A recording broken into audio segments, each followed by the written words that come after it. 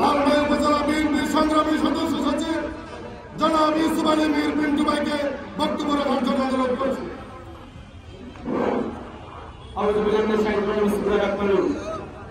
আজকের ঐক্যসমিতির আয়োজন, আজকের এই প্রোগ্রামের সম্মানিত সভাপতি প্রধান অতিথি এবং নেতৃবৃন্দ, আসসালামু আলাইকুম। সুপ্রিয় নেতৃবৃন্দ, আপনারা জানেন অনির্বাচিত সরকার পরিকল্পিতভাবে ষড়যন্ত্রপূর্ণভাবে আমাদের নেতা মনোজ চৌধুরীকে নির্বাচন থেকে দূরে রাখার জন্য একাংশ সরকার প্রথম আমাদের একটু সাবেক পূর্ণ নারী মুসলাকে ডিমান্ড করে আমরা যখন আপত্তি দিলাম একের সরকারের নিকট, তখন তারা ইচ্ছামিত হয়ে এটাকে তিনবার করছে। একটি অংশ আমাদের সাবেক লাকসামের অংশ, যা জেলা আমলে তাকে ওই অঞ্চলকে দেওয়া হয়েছে নারায়ণগঞ্জের সাথে, এখানে সদর দক্ষিণের 5টি ইউনিটে দেওয়া হয়েছে কুমিল্লার সাথে, এবং একটি ইউনিয়ন যেটা মাত্র একমাত্র মনোনীত ইউনিয়ন ছিল ওই ইউনিয়নকে দেওয়া হয়েছে কুমিল্লার সাথে সাথে।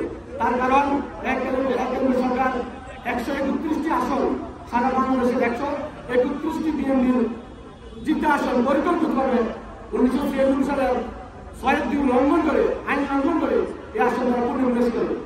এরপরে 2009 সাল থেকে আমাদের নেতার নির্দেশে, সাবেক প্রধানমন্ত্রী আমাদের বিএনপির চেয়ারপারসন উপদেষ্টা বেগম খালেদার নির্দেশে ঐক্য সমিতি গঠনের মাধ্যমে দীর্ঘ 15 বছর এই সংগ্রাম আন্দোলন করে আমাদের নির্বাচনটা পরিবর্তন। সুপ্রিয় এলাকাবাসী, এখন আমাদের একটা মুক্ত সময় আছে এই অন্তর্বর্তী সরকারের কাছে আমাদের নির্বাচন দাবির জন্য।